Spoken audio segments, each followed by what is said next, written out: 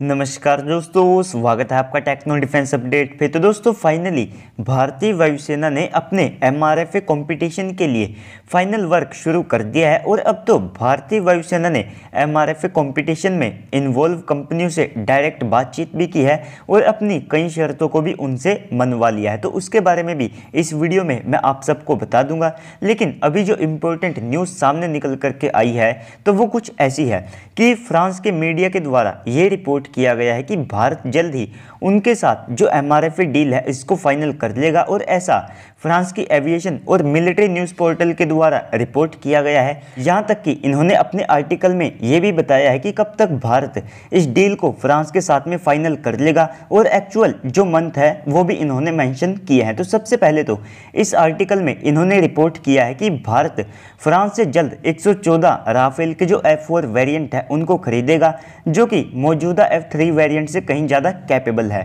और अगर आप बात करते हैं कि कब तक इस डील को भारत अब फाइनल कर लेगा, क्योंकि इस डील को हमारे द्वारा काफ़ी ज़्यादा लंबा खींचा जा चुका है, तो इस आर्टिकल के अकॉर्डिंग और साथ में फ्रेंच मीडिया के अकॉर्डिंग तो इस डील को अब भारत सितंबर से लेकर के अक्टूबर के मंथ तक फाइनल कर लेगा। और साथ ही साथ आप सबको ये भी पता है कि जो फ्रेंच मीडिया और इनके आर्टिकल्स है तो इन्होंने भी किसी न किसी सोर्स से ये जो इन्फॉर्मेशन है ये निकाली होगी। इसके अलावा इस आर्टिकल में इन्होंने इंडियन नेवी के टेंडर को लेकर के भी बातचीत की है, जिसके अंतर्गत इन्होंने बताया है कि इंडियन नेवी को जो 26 यानी कि 26 फाइटर जेट खरीदने हैं तो उसमें भी राफेल के काफ़ी ज़्यादा चांसेस है। तो ऐसे में जो फ्रेंच मीडिया है और इनके जो ऑफिशियल्स है वे मान करके चल रहे हैं कि भारत फ्रांस को लगभग 140 के आसपास राफेल फाइटर जेट के ऑर्डर दे सकता है, जिसमें भारतीय वायुसेना और नौसेना दोनों के फाइटर जेट शामिल रहेंगे। तो इसके बाद अब मैं आप सबको बता देता हूं कि कैसे भारतीय वायुसेना अब इन 114 फाइटर जेट को प्रोक्योर करेगी और साथ ही साथ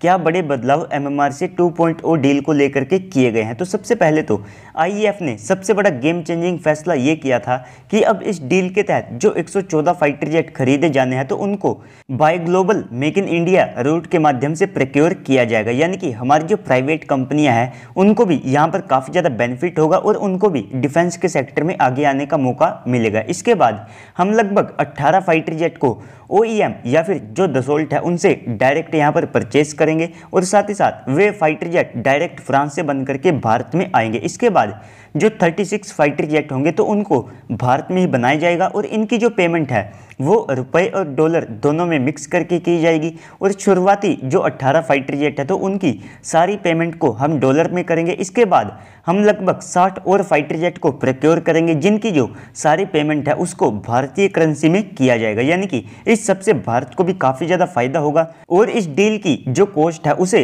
1.5 लाख करोड़ यानी कि 20 बिलियन US डॉलर के आसपास आंका गया है। तो इस डील की कॉस्ट को देखते हुए ही फ्रांस भारत को जेट इंजन जैसी क्रिटिकल टेक्नोलॉजी को भी देने के लिए तैयार है और ये शायद इतिहास में पहली बार होगा जब किसी देश के द्वारा जेट इंजन जैसी क्रिटिकल टेक्नोलॉजी को एक दूसरे देश को प्रोवाइड कराया जाएगा, वो भी ऑफिशियली। इसके अलावा इन फाइटर जेट की जो असेंबली लाइन है उसको भी भारत में शिफ्ट किया जाएगा। तो इन एक्शन और साथ में स्टेप को देखते हुए ये लगता है कि अब भारतीय वायुसेना अब बिल्कुल भी MMRC 2.0 डील को लेकर के और ज़्यादा समय को वेस्ट करने के चक्कर में नहीं है। और साथ ही साथ जो MMRC 2.0 डील है तो इसमें राफेल के काफ़ी ज़्यादा चांसेस है। इसके अलावा अगर आप इंडियन नेवी के टेंडर की बात करते हैं तो उसमें अमेरिकन FA-18 सुपर हॉर्नेट बिल्कुल राफेल के बराबर खड़ा है और उसको कैपेबिलिटीज़ और साथ में ऑफर्स के मामले में एक पूरी तरह से कांटे की टक्कर दे रहा है। तो ऐसे में इंडियन नेवी के टेंडर में आपको एक बड़ा बदलाव होते हुए दिख सकता है, लेकिन